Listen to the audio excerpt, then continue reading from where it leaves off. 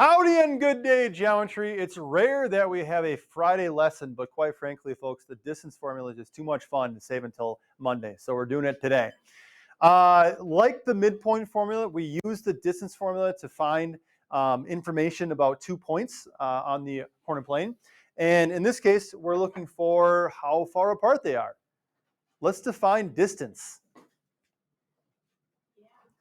What's the definition of distance? Joey? Measure of one point to another. Blake? The distance from one point to another. Way to use a vocab term. Drake? How long a line segment is. So it is important to note that we are still dealing with segments here, right? A line can't have a distance. A ray can't have a distance. So we are dealing with segments here. Okay? But it's essentially, I mean, you all said it right. Yeah, I mean, this is not a word that we should really need to define. But how far apart 2 points are on the coordinate plane. Okay.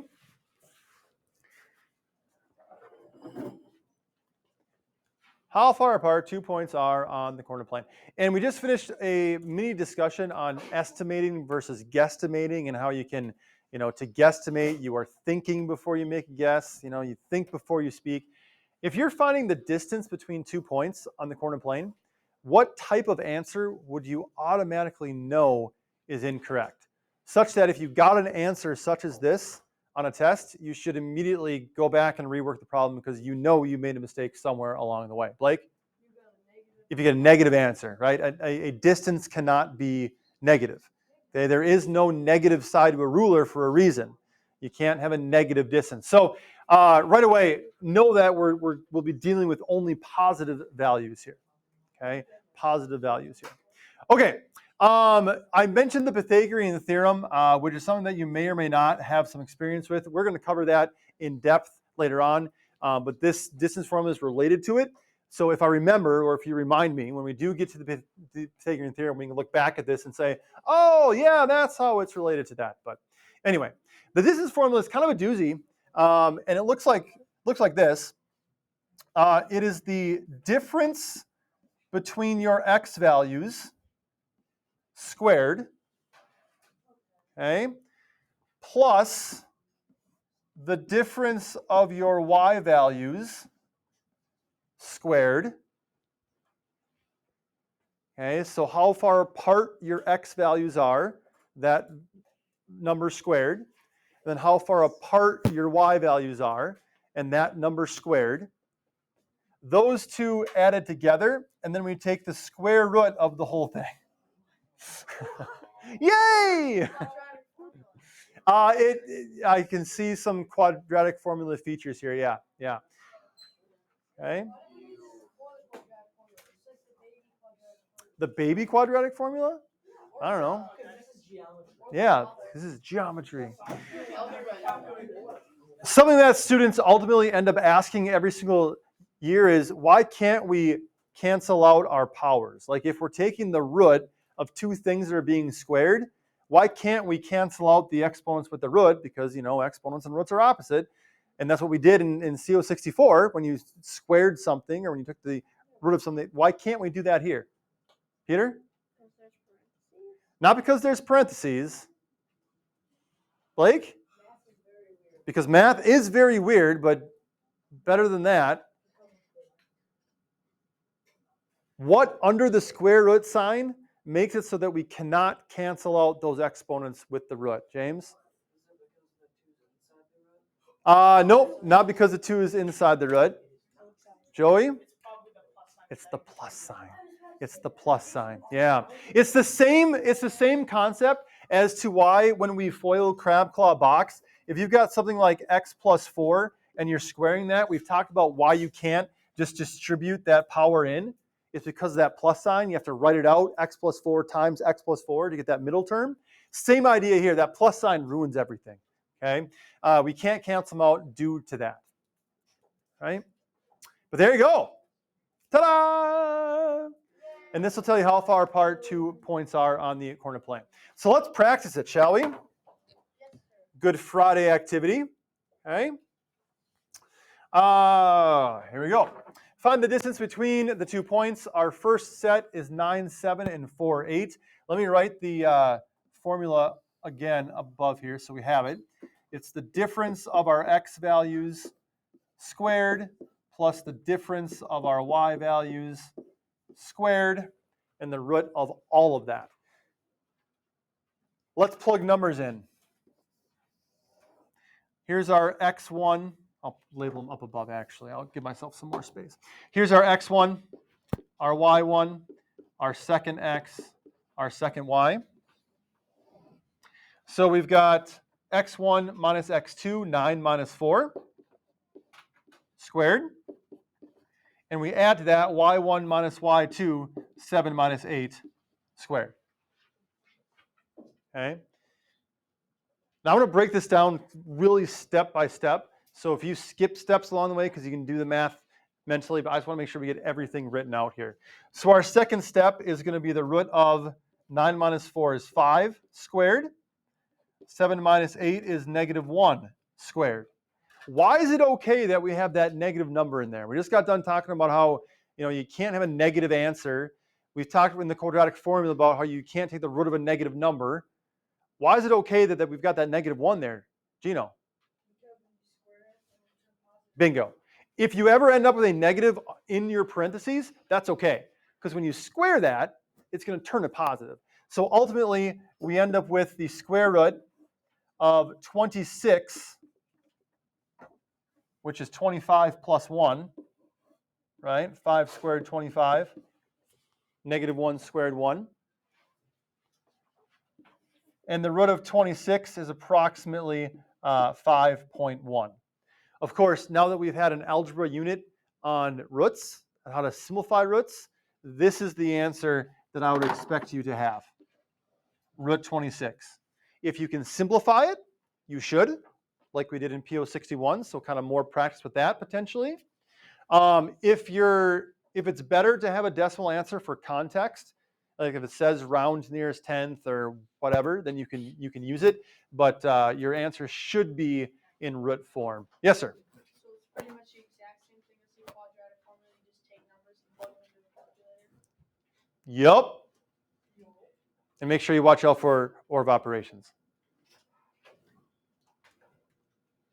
When you plug things into a calculator of this size, if you try to do the whole thing at once, it can be a parentheses nightmare. Because when you type a square root into a calculator, right, it gives you a parenthesis automatically. Then you have to put another one in for your x's, close it, square it, add a new parenthesis, close it, square it, and then close your original parentheses at the very end. Okay, so it can be a little bit tricky if you enter it the whole thing at once, but once you get the hang of it, then you know what to watch for. Let's go over the third one just for space issues here. Again, we've got our first x, first y, second x, second y. We go to our formula. We're taking the square root of -8 minus 14. That's being squared. And we're adding to that y1 minus y2, which is 11 minus -5. Remember when we did slope, and we ran into those situations where it was minus a negative? That can happen here too. Since the formula contains a subtraction sign and our second y value is negative, we have to include them both. So it's minus -5. Okay? So that gives us the root of -22 squared plus 16 squared. I don't know what 22 squared is. 500 something maybe? Ooh, close. 484. So I have the square root of 484 plus 256, which is the square root of 740. Okay? Now, if I want this answer in simplest root form, what am I looking for with 740? I'm going to kind of do it over here. If I want this answer in simplest root form, go back to PO61 now, what am I looking for?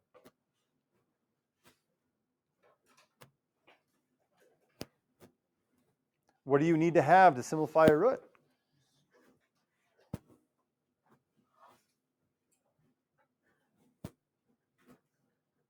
Will? Perfect square, right? Factors of 740, one being a perfect square. 740 is kind of a larger number. You don't use it too often, so you probably don't have its factors memorized. But what do you know goes into it just by looking at it? Well, can I give you the simplified answer? And how I got it? Yeah, sure. Okay, so well, the simplified answer would be 2 root 185, because 4 times 185 is 7. Okay, and how do you know that 4 went into 740? Because I just knew that 4 went in for the Yeah. 40 part. And then, Yep. Yeah, so the divisibility rule for 4, one thing you can do is you can look at the last 2 digits of the number, and if 4 goes into that, if 4 goes into 40, 4 will go into the number, right? Because 4 goes into 100, so every 100 it kind of resets itself, okay? So then you would take 740 divided by 4, and you get 185. So that would give you 2 root 185. And now you might have to look at that and test. Obviously, no even number goes into 185 evenly. So you're looking at numbers like 9, which doesn't, because 1 plus 8 plus 5 is 14, and 9 doesn't go into 14. 25 obviously doesn't go into 185. Test 49. You don't have to test that many numbers, really, until you find out that there isn't a perfect square factor of 185. So this would be your answer. Yeah. For the first one, why did we just keep it root 26 and then this one was simplified? Because there's no perfect square factor of 26. It can't be simplified. If it could have been, then we would have, but 4 doesn't go into 26, 9 doesn't, 16, Drake. So, for a lot of these, the answer is just going to be a square root. Yeah, it's rare that you'll get a whole number answer. James. So then if you can't simplify it, like 2 to the root 185, you have to put the, about? No, you would leave it as that. Yeah. If it said round to nearest tenth, then you would take the decimal value. If it said round to nearest tenth, you wouldn't even bother to simplify. You just calculate that root and then round it. But since we're looking to get simplest root form, then that's what we would do. Okay? Questions on this?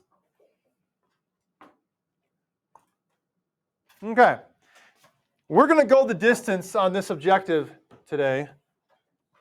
Your homework. Take a look at the landmarks you built in your town in CO3. So those 4 points from CO3 are coming back here. As mayor of this town, it is your job to construct sidewalks that connect all 4 buildings in a quadrilateral. If each unit of sidewalk costs $65, how much of the town's budget will you be spending on sidewalks? Basically, what I'm asking you to do here is that trapezoidal shape that we drew when we corrected CO3. You're finding those 4 distances, right? That's how many units of sidewalk you need. If each unit is $65, what's the total cost for you to build these sidewalks? Okay, so you're going back up here. You've got a point at 3.6. You've got a point at 0.8. You've got a point at -9.4. And you have a point at 5, -4. This quadrilateral shape, this trapezoid shape that we drew, okay, those are the 4 distances you are finding. You are not connecting diagonally. You're not going across, doing all that stuff, right? These 4 distances, their total, the total distance is how many units of sidewalk you will need. Each unit is $65. How much are you spending in all? That's your homework, in addition to the one we didn't do from CO4, okay? That's your homework for Monday. 5 things, basically. Not too shabby, right? Yeah, okay. Questions, comments, concerns, complaints, compliments, congratulations, or criticisms? Thomas? So you add them all up. If this ends up being 3, if this is 1, if this is 5, and that's 7, your total distance would be 16. Those aren't the right answers, though. Drake?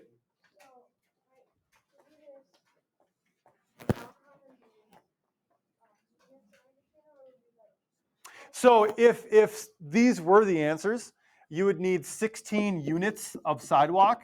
We don't know if this is in feet or miles or yards or whatever, so it's just units, right? So if the total distance was 16, you would need 16 units. Each unit costs $65.